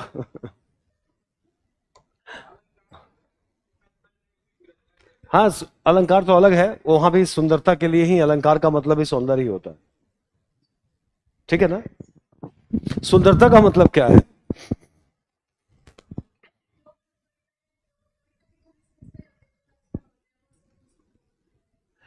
आप कविता को छोड़ दीजिए, ऐसे बताइए। हाँ, आकर्षण, इसको हम लोग कहेंगे आकर्षण, क्योंकि जो सुंदर होगा वो आकर्षित करेगा। आकर्षण, आकर्षण। मैं धीरे धीरे आपको उन चीजों को समझा रहा हूं। आकर्षण। और सबसे सुंदर किसको माना गया है? ईश्वर को, है ना। सत्यम शिवम, सुंदर, जो सत्य है वही शिव है, सुंदर, सत्य सुंदर है, सौंदर्य है। तो आकर्षण, मैं थोड़ा इसको भी समझा देता हूं क्योंकि हम लोग बार बार यूज करेंगे। साहित्य में बार बार सौंदर्य आएगा, भावगत सौंदर्य, भाव सौंदर्य और शिल्प सौंदर्य। तो सौंदर्य क्या है? तो सौंदर्य है आकर्षण। सरल शब्दों में कहें, जो सुंदर है वो सौंदर्य है, वो और सुंदर चीजें हमें आकर्षित करती है। अब कविता में सुंदर क्या है? तो कविता में अर्थ, शब्द, जो भाव हैं, जो कविता कहती है। तुम्हारे छूने में था प्राण, संग में पावन गंगा स्नान। कितने सुंदर भाव है। हाँ, भाव, प्रेम निर्झर वह बह गया, रेत ज्यों तन रह गया। प्रेम का निर्झर, प्रेम का झरना बह गया, और अब क्या बच गया है? रेत बच गया है। रेत ज्यों तन रह गया, तन शरीर जो है रेत के समान रह गया, इसका प्रेम सब चला गया। कितनी अच्छी पंक्ति है। प्रेम निर्झर वह बह गया, रेत ज्यों तन, रेत ज्यों तन रह गया। कवि ने कितनी अच्छी बात की। अच्छा खैर, कविता में बात पे जाएंगे हम लोग। सुंदरता, तो कविता में सौंदर्य क्या है? कविता में सुंदर, इंसान में तो सुंदरता हम लोग देख सकते हैं, प्रकृति में सुंदरता देख सकते हैं। इंसान, वो कविता में क्या है? कविता में जो कहा गया है वो कितना सुंदर है, और जो सुंदर तरीके से कहा गया, जो जिस तरीके से कहा गया है वो कितना सुंदर है, इसके तलाश हम लोग करते हैं। यानी कि भाव, सौंदर्य और शिल्प। और सुंदरता की परिभाषा भी बदलती रही है। सुंदरता का मतलब किसी जमाने में, शुरू शुरू में हमने सुंदरता कहां से सीखा, सौंदर्य कहां से लिया? प्रकृति से। हमने पहाड़ देखे, पर्वत देखे, झील, झरना, हवाएं देखी, आसमान देखा, तो हमने जाना कितना सुंदर है। फिर हमने उस सौंदर्य की तलाश कहां की? इंसानों में। इंसानों को देखा कि अरे ये सुंदर, ये ऐसा। लेकिन पहले के कविता में, प्राचीन कविता में, आदिकालीन, भक्तिकालीन, रीतिकालीन, उन कविताओं में सौंदर्य का मतलब प्राकृतिक और इंसानी सौंदर्य ही था। रीतिकाल के कवियों ने स्त्रियों के सौंदर्य पर कितना कुछ लिखा। लेकिन आधुनिक काल में सौंदर्य की परिभाषा बदल गई। अब क्या सौंदर्य माने जाने लगा? गुण, शील, प्रतिभा, संघर्ष, विरोध, प्रतिकार, लड़ना, जिजीविषा। अब सौंदर्य का मतलब चेहरे की सुंदरता नहीं, कौन कितना संघर्षशील है, कौन कितना लड़ता है, कौन कितना पसीने बहाता है। और निराला जी ने कविता लिखी, वह तोड़ती पत्थर इलाहाबाद के पथ पर मैंने देखा। और उसमें किस स्त्री का सौंदर्य दिखाया? जो सांवली है और जेठ का महीना, गर्मी का महीना है, और पत्थर तोड़ रही है, उसके माथे से पसीना गिर रहा है, और निराला जी ने कहा कि इससे सुंदर और कोई नहीं, और निराला जी ने उस सुंदरता की तारीफ की। ठीक है ना? तो सुंदरता की परिभाषा अब आधुनिक काल में बदल गई। आधुनिक काल में सुंदर का मतलब होता है संघर्ष। क्लियर है ना सबको? जिजीविषा की जीने की लालसा, हर हाल में जीने की लालसा। ठीक है, जिजीविषा की जीवटता, जीने की लालसा। तो सौंदर्य का मतलब समझ गया ना? आकर्षण, जो हमें आकर्षित करता है। तो सौंदर्य होना चाहिए, मैं ये कहना चाह रहा था कि शिल्पगत सौंदर्य और ये सौंदर्य का मतलब ये। अच्छा, अब जरा एक चीज मैं बता दूं आपको कि कविता में या साहित्य में, पूरे साहित्य में ही मैं कह दूं, पहले साहित्य को काव्य कहा जाता था। काव्य का मतलब गद्य पद्य दोनों होता था। पहले कविताएं ही लिखी जाती थी। तो काव्य में जो दो पक्ष हैं, उन दोनों पक्षों में हमें क्या देखना होता है, जरा एक बता दूं मैं। इन दोनों पक्षों में क्या देखना होता है? जैसे एक चीज, भाव पक्ष वाले में क्या हमें देखना पड़ता है, थोड़ा एक चीज और बता दूं मैं। भाव पक्ष में, भाव पक्ष में हम लोग क्या देखते हैं, और शिल्प पक्ष में क्या देखते हैं? शिल्प पक्ष के अलग अलग नाम तो आप जान ही गए। अब देखिए जरा भाव पक्ष और शिल्प पक्ष में क्या देखते। भाव पक्ष में हम लोग देखते हैं कि उसका कथ्य क्या है, थीम क्या है ना? सौंदर्य क्या है, कितना सुंदर है, उसमें मौलिकता कैसी है, कितना मौलिक बात कही गई है। मौलिकता, नवीनता, एक ही शब्द कर लीजिए। कल्पना कैसी है, कितनी सुंदर कल्पना है। वैसे कल्पना शिल्प का पक्ष भी है, इधर का इसका भी पक्ष है, दोनों पक्ष है। तुलना भी हम लोग करते हैं, कबीर की तुलना सुर से, सुर की तुलना तुलसी से, सबकी तुलना भी करते हैं। तो जब किसी कविता के या किसी भी साहित्य के भाव पक्ष में बात करेंगे तो उसमें हम लोग इन सब चीजों को ढूंढेंगे कि रचना कितनी अच्छी है। ठीक है ना। हम लोग को क्या करना है, हम लोग को पढ़ना भी है और पढ़कर एग्जाम में लिखना भी है। तो हमसे ही पूछा जाएगा आपने पढ़ा तो आपको कैसा लगा, तो क्या लगा, ये लगा। मेरी बात समझ रहे हैं ना, मैं अलग अलग तरीके से समझाने की कोशिश कर रहा हूं। अच्छा, शिल्प में हमसे पूछा जाएगा कि आपको कैसा लगा, तो हम लोग शिल्प में क्या बताएंगे, शिल्प में हम लोग बताएंगे कि इस काव्य का काव्य रूप क्या है, इसकी भाषा शैली कैसी है ना, भाषा शैली कैसी है। फिर हम लोग बताएंगे इसमें रस कैसा है, इसमें छंद कैसा है, इसमें अलंकार कैसा है। ठीक है ना। इसमें कवि की कल्पना कैसी है, इसमें कवि की कल्पना कैसी है, इसमें बिंब कैसा है, इमेज, बिंब, इसमें प्रतीक कैसा है, क्या इसमें किसी मिथक का भी प्रयोग हुआ है, मिथ का भी प्रयोग हुआ है, क्या इसमें कोई फैंटेसी भी है, कोई फैंटेसी का भी प्रयोग हुआ है। फैंटेसी बताऊंगा मैं।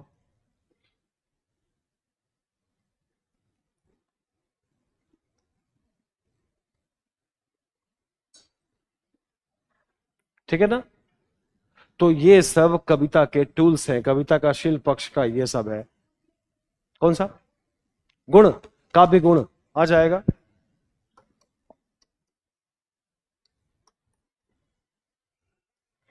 काव्य गुण, काव्य गुण और काव्य दोष, तो दोष तो खैर निकालना नहीं है, गुण बताते हैं हम लोग। काव्य के 3 गुण बताए गए हैं, आचार्यों ने बताए। कविता के 3 गुण बताऊंगा मैं अभी। तो कविता के जब शिल्प पे हम लोग बात करते हैं, कविता कैसे लिखी गई है, तो हम लोग इन सब चीजों की बात करते हैं। अगर हम इन दोनों पक्षों को जान जाते हैं तो किसी भी रचना का मूल्यांकन कर सकते हैं कि शानदार है। क्या शानदार है, इसके रस बड़ा शानदार है, इसमें इसमें कल्पना, इसमें छंद, इसमें अलंकार, इसमें मिथक, जो जहां है हम लोग उसकी चर्चा करें। बिंब क्या होता है, यस, प्रतीक क्या होता है, थोड़ी थोड़ी चर्चा मैं कर देता हूं। तो ये वाला तो पहले इधर भी बता दो, थोड़ा एक लाइन में लिखता नहीं हूं, बता दो, इधर वाला लिखना पड़ेगा। कथ्य, कथ्य का मतलब उसका थीम क्या है। कविता प्रेम पर आधारित है, श्रृंगार या हास्य पे या करुण रस पे, कविता किसी भी भाव पे हो सकती है ना। जैसे अगर हम लोग बात करें तो राम की शक्ति पूजा में क्या है, कौन सा रस है, कौन सा रस, शांत रस, भक्ति रस भी उसको कहते हैं, शांत रस। कुरुक्षेत्र में वीर रस, पद्मावत में श्रृंगार और वीर रस भी है। सूर के यहां श्रृंगार, सूर के यहां वीर रस का है ढूंढ रहे हैं, श्रृंगार और वात्सल्य भी आता है। बालक कृष्ण का बड़ा मनोहारी चित्रण करते हैं। सूर तो श्रृंगार के श्रृंगार हैं, श्रृंगार के बड़े कवि हैं। आचार्य रामचंद्र शुक्ल ने लिखा है कि सूर श्रृंगार और वात्सल्य प्रेम का कोना कोना झांक आए हैं, ऐसा कुछ भी नहीं जो उनकी आंखों से ओझल हो गया, है ना। तो बड़े कवि। तो कथ्य, सौंदर्य, क्या सुंदरता है, मौलिकता, क्या नयापन है, नयापन कैसा है, उसमें क्या नयापन रखा है, कल्पना, कवि ने कल्पना कैसी की है, और तुलना भी कर दीजिएगा, तुलना करके बताएंगे कौन कवि अच्छा कौन कवि। अगर इधर आ जाएं, काव्य रूप, तो काव्य रूप में हम लोग क्या बताते हैं शिल्प पक्ष में? थोड़ा इधर वाला बता देता हूं मैं, क्योंकि इधर वाला टेक्निकल चीज है। कविता के शिल्प पक्ष में सबसे पहला मुद्दा था काव्य रूप का। काव्य रूप, काव्य रूप में आप लोगों को मैंने बताया कि वो क्या हो सकता है, प्रबंध हो सकता है, कविता, और नहीं तो मुक्तक हो सकती है। फिर प्रबंध में क्या क्या है, प्रबंध में क्या है पता करेंगे, मुक्तक में क्या है पता करेंगे, ठीक है ना। तो पहला तो हम लोग कोई कविता पढ़ेंगे तो बात करेंगे काव्य रूप, कि उस काव्य का फॉर्म कैसा है। एक रूप तो होता है ना, रूप का मतलब, रूप का मतलब होता है फॉर्म, स्ट्रक्चर, एक रूप। तो प्रबंध है तो क्या है, महाकाव्य है, खंड काव्य है, क्या है ना। मुक्तक है तो कविता है, गीत है, गजल है, क्या है ये। नंबर 2,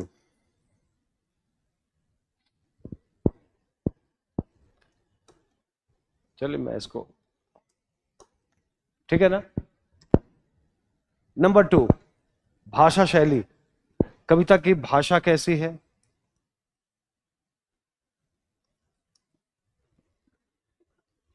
कविता की भाषा कैसी हो सकती है? लयात्मक, ठीक है। और भाषा कैसी होगी? भाषा कोमल शब्दावली वाली होगी, है ना।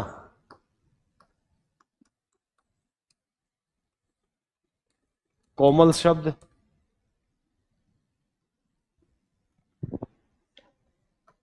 सरल सहज,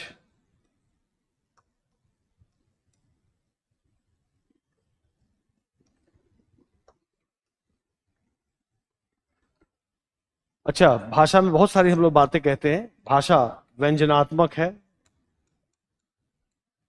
प्रतीकात्मक है, बताएंगे क्या क्या है, अभी आपको नहीं, आगे चल के मालूम चल जाएगा। व्यंजनात्मक है, प्रतीकात्मक है, शब्द की शक्ति पर भी बात करेंगे। शब्द की शक्ति होती है, शब्द की 3 शक्तियां हैं, मालूम है ना, कौन कौन सी? और आप भी हिंदी के हैं? आप भी हिंदी के हैं? नहीं, अच्छा मैं तो मान रहा था, किस, क्या रहा बैकग्राउंड?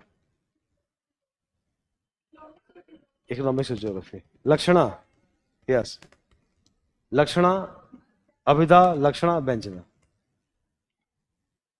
है ना। आपके यहाँ हिंदू कॉलेज में अभिधा नाम से एक संस्था भी चलती थी, अब पता नहीं उसका क्या नाम हो गया है।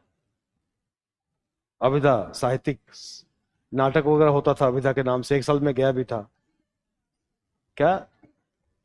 अभिनय अभिरंग, हाँ जब मैं गया था तो उसका नाम था अभिधा, मतलब वो प्रोग्राम हुआ था तो उसमें अभिधा। हाँ नाटक हुआ।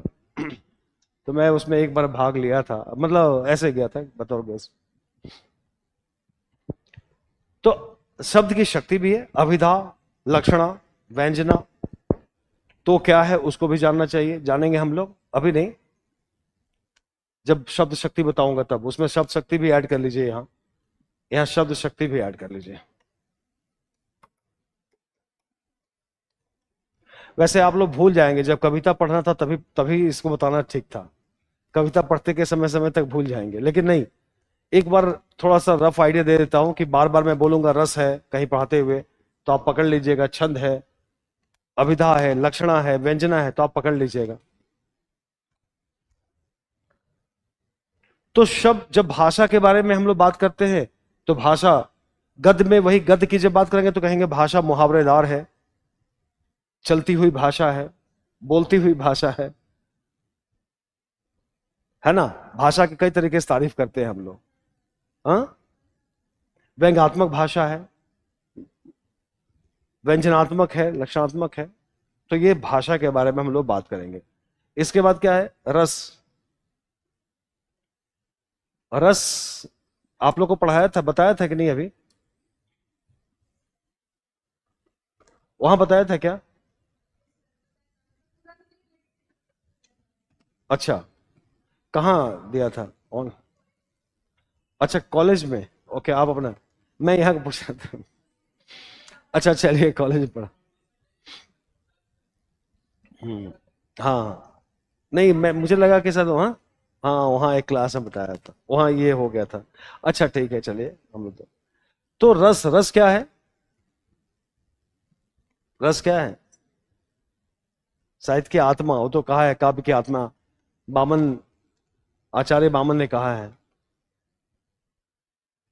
क्या है रस, क्या है?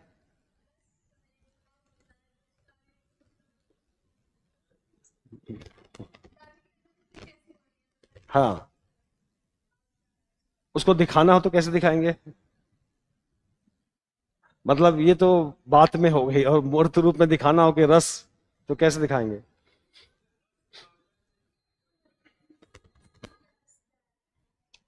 हाँ जैसे हम लोग रस पीते हैं ना, मैं वो एग्जाम्पल देने के लिए सरल तरीके से कह रहा हूँ, जूस पीते हैं, गन्ने का रस, तो एक अनुभूति, एक अच्छी अनुभूति होती है ना, वैसे ही कविता के अंदर जो भाव है उसकी एक बड़ी सुंदर अनुभूति होती है। और जैसे रस पीने से हमें बड़े राहत मिलती है, बड़ा मन खुश हो जाता है, वैसे कविता की उस अनुभूति से मन खुश हो जाता है। कोई भी कविता पढ़िए आप, ओधो मन न भय 10 20, कितने सुंदर मन में, कितना, एक हो तो सो श्याम संग गयो, एक ही मन था, कृष्ण के साथ चला गया, को अवराधे इस, अब दूसरे को हम कहां से आराधना करें, दूसरे ईश्वर की, एक ही मन था और वो कृष्ण के साथ चला गया। कितनी एक निष्ठता की, कितनी शानदार पंक्ति है, एक निष्ठ प्रेम की। आजकल तो, आजकल के लिए और जरूरी है, क्योंकि आजकल हम सबका प्रेम दर्जन के भाव से है। विकल्पों का अभाव नहीं है आधुनिक काल में लोग, लेकिन वहां सुर की गोपियां क्या कह रही हैं? एक, बस एक, एक साधे सब सधे।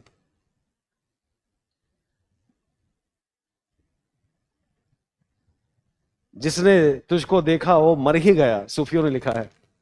तेरे चश्मे शाह में है वो जादू, तुम्हारे आंखों के कालेपन में वो जादू है, जिसने देखा वो मर ही गया। और सूफियों ने किसके लिए कहा?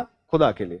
लेकिन सूफियों का प्रेम सांसारिक से ईश्वर तक जाता है, मैं जब सूफीज्म पढ़ाऊंगा तो बताऊंगा। तो ये बात किसी संसार के लिए भी फिट बैठती है, और ये बात ईश्वरीय प्रेम के लिए। तो ईश्वर को जिसने देखा वो तो फिर गया, जिसने तुझको देखा वो तेरा हो गया, और जिसने तुझको देखा वो मर ही गया। तो मर गया तो मतलब मरने का मतलब वो नहीं, मरने का मतलब है कि उसकी सारी सांसारिक इच्छाएं खत्म हो गई। छाप तिलक सब छीनी रे, तो उसे नैना लगा के, हम उसे नैना लगा के, अमीर खुसरो ने कहा। यानी कि छाप तिलक टिक्का चंदन, ये कर्म कांड विधि विधान सब छीन गया मेरा, सब खत्म हो गया जब से तुमसे नजरें मिली, है ना? तो कितनी बड़ी बात है। मैं ये कहना चाह रहा हूं कि भाषा में भावनाओं की अभिव्यक्ति की गजब कमाल की रचना है, कवियों ने कैसे सोचा। और देखिए उस सोच में कितनी ताकत है कि आज भी गाई जा रही है और आज भी हम बड़े रुचि से सुन रहे हैं। अगर उस सोच में ताकत नहीं होती तो बात खत्म हो जाती ना। लेकिन अमीर खुसरो ने उस जमाने में 1253 से 1325 तक का उनका समय है, सोचिए 700 800 वर्ष हो गए, और फिर भी छाप तिलक सब छीनी दे, मुंह से नैना लगा के, या तो से नैना लगा के, आज भी गाया जा रहा, आज भी हम सुन रहे हैं, क्योंकि उस शब्दों में इतनी शक्ति है कि सब छिन गया, सब खत्म हो गया, जिसने ईश्वर को देख लिया, हर तरफ तेरा जलवा, जिसने देखा वो तेरा हो गया, सूफियों ने कहा है। तो मेरे कहने का मतलब यह है कि ये जो रस है ना, यही अनुभूति है, भाव की अनुभूति को रस कहते हैं, ठीक है ना? रस काव्य की आत्मा, यानी कि कविता या साहित्य हम लोग क्यों पढ़ते हैं? रस के लिए, हमें रस की प्राप्ति होती है। अच्छा, रस की प्राप्ति के लिए क्या जरूरत है? तो जरूरत है क्योंकि हमारे शरीर में दो चीजें हैं, एक शरीर है और एक आत्मा है।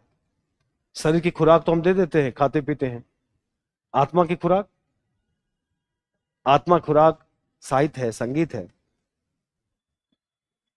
और इसीलिए आज हर आदमी थोड़ा परेशान, हाल बेहाल है, क्योंकि शरीर की तो भूख मिटा रहा है लेकिन आत्मा की भूख नहीं मिटा रहा है। आत्मा उसके विचलित है, वो खोया खोया सा, जाने किस बात की कमी है अभी, है ना। उसको पता नहीं किस बात की कमी है, वो भटका भटका सा है इंसान। क्यों? क्योंकि आत्मा, और आजकल आप लोग देख ही रहे हैं, हम सब लोग सभ्यता के पीछे भाग रहे हैं, खाने पीने, बाजार, ये वो, संस्कृति को भूलते जा रहे हैं। विचार विमर्श, बातचीत, गीत संगीत, नाटक, थिएटर, पहले पहले ये बैलेंस हुआ करता था, आजकल ये बैलेंस नहीं है। तो हमारे जीवन में सब चीज की आवश्यकता है, इसीलिए साहित्य हम लोग क्यों पढ़ते हैं? रस की प्राप्ति के लिए। याद रखिएगा, साहित्य का पहला उद्देश्य रस की प्राप्ति ही है। तो मेरे ख्याल से आप लोग रस को समझ गया होंगे। रस क्या है? भाव की अनुभूति।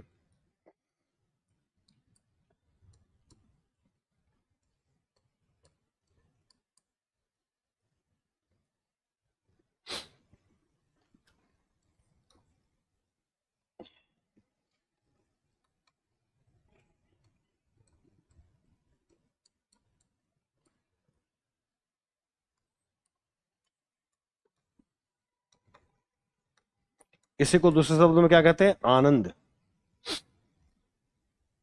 साहित्य में जो रसानुभूति है, रस की अनुभूति है, वही क्या है? वही आनंदानुभूति है।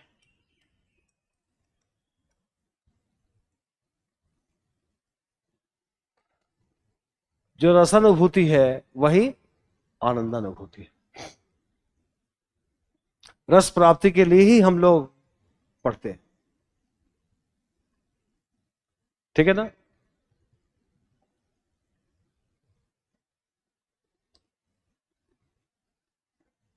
रस प्राप्ति के लिए ही हम लोग साहित्य को पढ़ते हैं। अच्छा, अब सवाल यह भी है, संक्षेप में मैं बता दूं, कि रस की उत्पत्ति कहां से होती है? तो रस की उत्पत्ति कहां से होती है? रस आता कहां से है? हमारे ही अंदर से आएगा। हमारे अंदर ही रस है। हमारे 10 अस्थाई भाव हैं, 9 थे एक और, हम सब के अंदर 10 अस्थाई भाव हैं। जब वो अस्थाई भाव जग जाते हैं तो रस की प्राप्ति होने लगती है, ठीक है ना। तो कहां से आते हैं रस? हमारे भीतर से। और उसके तरीके बताए हैं हमारे आचार्यों ने, कि पहले विभाव, है ना। रस की उत्पत्ति ऊपर लिख लीजिएगा। रस की उत्पत्ति कैसे होती है?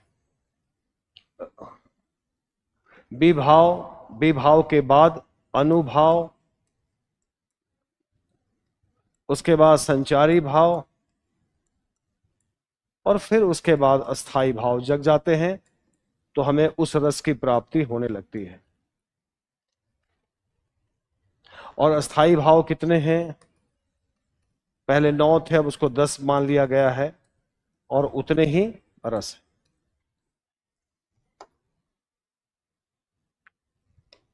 जितने अस्थाई भाव उतने ही रस। जैसे एक हमारा अस्थाई भाव है रति या प्रेम,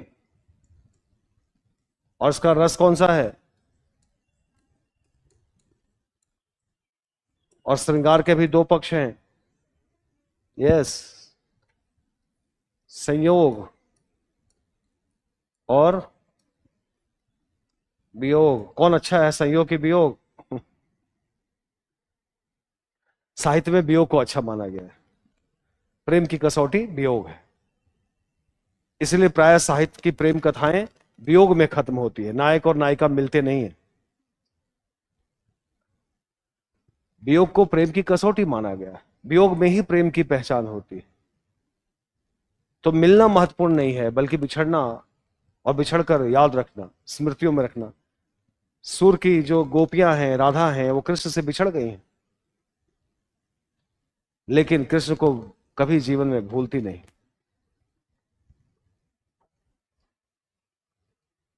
भौतिक जीवन में, सांसारिक जीवन में प्रेम का अर्थ क्या है? पाना है। और सारे झगड़े, और देख ही रहे हम लोग समाज में कैसे कैसे घटनाएं हो रही हैं। कितना कितना लगता है, कितना छोटा कितनी छोटी सोच हो गई है, कहां कहां लोग कितने। प्रेम तो त्याग करता है, प्रेम तो केवल देना जानता है, पाना नहीं चाहता। तो वैसा हमारे यहां बताया गया, लेकिन लोग पढ़े लिखे तब तो। समाज हमारा पिछड़ा हुआ है। मुंबईया सिनेमा देख के प्रेम करने वाले लोग हैं। तो क्या होगा, यही सब घटनाएं घटेंगी, और समाज में कितनी व्यथा होती है। समाज भी दोषी है इसमें, समाज ऐसी चीजों को प्रश्रय दे रहा है। तो वियोग को ज्यादा महत्व दिया गया है, और वियोग के लिए हिंदी में एक शब्द प्रयोग किया जाता है, विप्रलम। मैं पढ़ाऊंगा तो बताऊंगा, विप्रलम श्रृंगार यानी कि वियोग श्रृंगार। सूर विप्रलम श्रृंगार सूर के यहां देखने को मिलता है। सूर के भ्रमर गीत में विप्रलम श्रृंगार यानी कि वियोग श्रृंगार। अच्छा, दूसरा, हास। हास का रस कौन सा है? हास्य, हास्य रस। ऐसे ही दुख। दुख का रस कौन सा है? करुण रस। क्रोध, रौद्र। ध्यान रखिएगा, छोटी सी बातें हैं, बस बताना चाहता हूं मैं आपको। इसके बाद उत्साह। उत्साह उमंग का कौन सा रस है? वीर रस।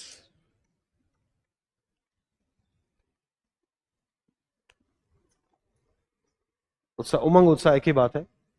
6, 5, 6। हाँ, विस्मय, आश्चर्य। विस्मय यानी कि आश्चर्य रस, अद्भुत रस, सॉरी, विस्मय आश्चर्य एक ही है। अद्भुत रस।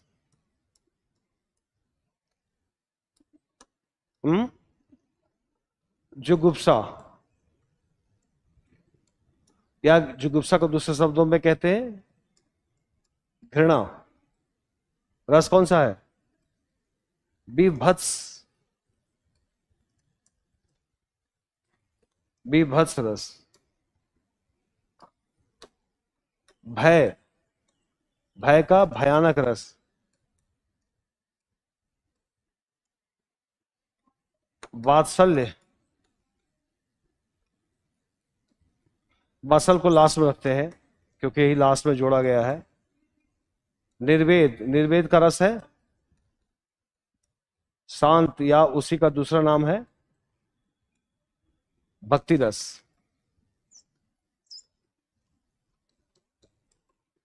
और नंबर 10, 10वां है वात्सल्य।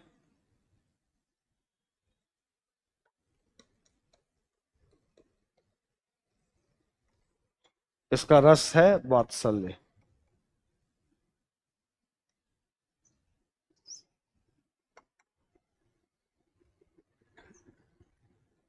ठीक है ना? दे रखा है इसमें, शायद दे रखा होगा।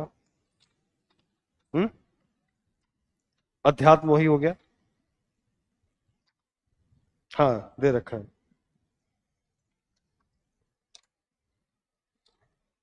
ठीक है ना?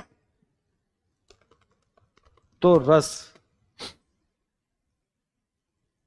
अब हम लोग सभी कविताओं को पढ़ेंगे तो पहले ही रस की बात पहले ही कर लेंगे, तो हम लोग को ज्यादा ढूंढना उड़ना नहीं है।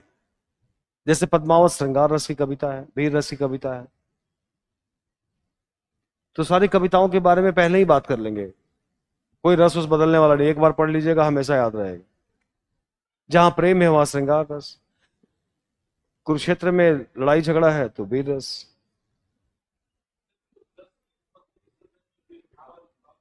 हाँ, ये क्या है? ये शाब्दिक अर्थ क्या है? चलिए, ये भी लास्ट मैं इसको फिनिश करता हूं, इसको बता के। देखिए, विभाव कारण है। विभाव का मतलब होता है कारण, जिसके कारण रस उत्पत्ति होता है। और इसके दो दो हिस्से किए जाते हैं, दो है। एक तो है इसका आलंबन,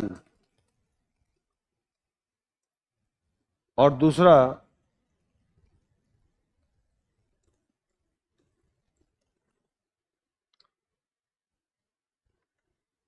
विभाव का मतलब है कारण जिससे रस की उत्पत्ति होती है। मान लीजिए कोई रस का एग्जाम्पल लीजिए, कोई रस बताइए तो मैं उसका एग्जाम्पल बताऊं। वात्सल्य, ठीक है। अब वात्सल्य रस का उदाहरण ये है कि वात्सल्य किसके प्रति होता है? बच्चों के प्रति। आप किसी के घर में गए, वहां छोटा बच्चा कोई आपको गोद में दे दिया, छोटा बच्चा खेलता हुआ आ गया, तो आपके मन में बच्चों के प्रति स्नेह भावना जगी। आधार कौन बना, कारण कौन बना? आधार बच्चा, बच्चा को देखने के बाद। और वो बच्चा आपके गोद में आके खेलने लगे, बड़ा आपके साथ थोड़ा ज्यादा घुल मिलने लगे, तो आपके भावना को उद्दीप्त कर देगा ना, तो वो हो गया उद्दीपन, ठीक है ना। तो आलंबन हो गया बच्चा, और उद्दीपन उसका आपके साथ घुलना मिलना, और आपके मन में और स्नेह और प्रेम पैदा कर दिया। इसके बाद आता है, इसके बाद आता है अनुभाव। अनुभाव भी, अनुभाव का मतलब होता है पीछे आने वाला भाव, बाद में आने वाला, पीछे आने वाला भाव, ठीक है ना। ये भी दो है, एक है कायिक, यानी कि शारीरिक, और दूसरा है सात्विक, यानी कि मानसिक। अब आपने बच्चे को गोद में उठा लिया, बच्चे से खेलने लगे, शरीर में कुछ परिवर्तन आया। काव्य शास्त्र में बताया गया है कि पसीना आना, हाथ कांपना, जबान का लड़खड़ाना, आलिंगन, ये सब हो गया शारीरिक।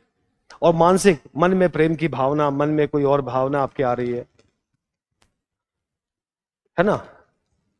कई तरह की भावनाएं आती है। तो जो मानसिक स्तर पे भावना आए वो हो गया सात्विक, ठीक है ना। अच्छा, ये सारी प्रक्रिया अपने आप चलती रहती है, याद रखिएगा, ये सब प्रक्रिया हमारे मन में चलती रहती है। प्रेम श्रृंगार वाले भावना में, श्रृंगार वाले रस में आप देखते हैं ना, सिनेमा में, फिल्मों में, अच्छा नायक नायिका आलम्बन बनते हैं एक दूसरे के। फिर अनुभव कई तरह के आते हैं, मिलना, बहाना, वो बताना, छुपाना, शर्माना, वो सब भाव है अनुभव। और फिर इसके बाद आता है संचारी भाव। संचारी का मतलब कि क्या होता है? जो परिवर्तित होता रहे, बदल बदल जाए, जो बदल जाए, परिवर्तित भाव। इनकी संख्या हिंदी में बताई गई है 33। ऐसे भाव 33 है। लज्जा, शर्म, निद्रा, आलस्य, ईर्ष्या, ये सब भाव क्या है? संचारी भाव। ये भाव बदलते रहते हैं। तो जब ये भाव आ जाते हैं तो उसके बाद संचारी भाव आने लगते हैं कि क्या बच्चे को ले चलो अपने घर, इसके लिए कुछ ले आओ, इसको कुछ गिफ्ट करो, कई तरह के भाव आ सकते हैं। लेकिन ये सब भाव अस्थायी नहीं होते। और इन सब के जगने से फिर हमारे मन में कौन सा भाव जगता है? बच्चे के प्रति प्रेम, वात्सल्य, जो अस्थाई भाव। हम सब अस्थाई भाव करने का मतलब कि वो हमारे अंदर है, ऑलरेडी इनबिल्ट है, परिस्थितियां बनी। और इसी रस के चलते, इसी भाव के जगने से रस, और इसी रस के चलते हम साहित्य पढ़ते हैं, सिनेमा देखते हैं। सिनेमा देखते हुए देखते हैं ना, दृश्यों के साथ हमारा भी व्यवहार बदलता है। हमारे इमोशनल दृश्य में हमारे आंखों से आंसू आ जाते हैं, कुछ कॉमेडी का सीन पे हम हंसते हैं, कुछ सेंसिटिव मामलों में हमारे भाव बड़े सेंसिटिव हो जाते हैं, मिलने बिछड़ने और तमाम। तो कहने का मतलब यह है कि वो परिस्थितियां जो हैं, वो परिस्थितियां हमारे लिए ऐसा क्रिएट करती हैं कि हमारे अंदर वो भाव आ जाता है, ठीक है ना। तो बस आज इतना ही, ठीक है। तो ये बेसिक क्लास, बेसिक बातें थी, और आज भी हम लोग नहीं शुरू कर पा रहे हैं, लेकिन कल टॉपिक पे आ जाएंगे, क्योंकि ये बातें भी जरूरी है, छोटी छोटी। मैं चाहता हूं कि ये चीजें दिमाग में क्लियर रहे। वैसे तो आप कभी भी पूछ सकते हैं, क्लास चलेगी तो कहीं भी कभी भी पूछिएगा, उसमें कोई संकोच नहीं करना है, ठीक है ना। तो कभी भी पूछ सकते हैं, उसमें कोई ये नहीं है।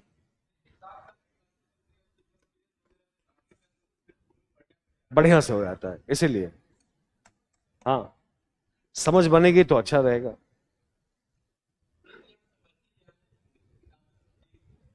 बिल्कुल बिल्कुल।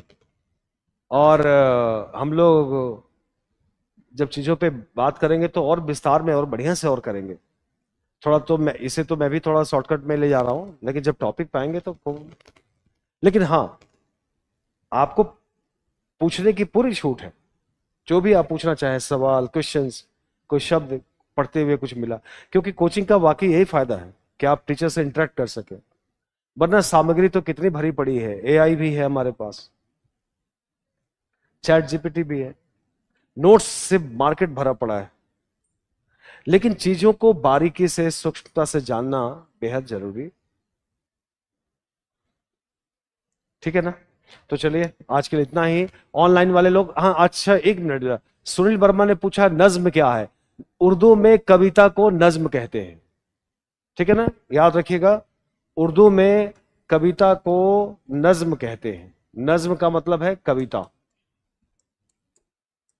गजल में तुकबंदी होती है, नज्म में तुकबंदी नहीं होती।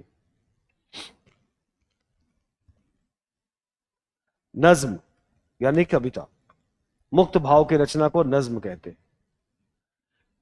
पीडीएफ नहीं शो कर रहा है क्लास का। अच्छा मैं पूछता हूं अभी। हाँ, हो रहा है? रिपोर्ट किया कि हो रहा है? रिपोर्ट कर पता, अपलोड कर दिया। अच्छा अपलोड कर दिया है, अब देख लीजिएगा। शेर और गजल में डिफरेंस, गजल का हिस्सा है शेर। यस, सुनील वर्मा और वर्षा पाल, विकी, बहुत सारे लोग हैं। आप सब से कल मुलाकात होगी, तब तक के लिए goodbye and good night. Thank you.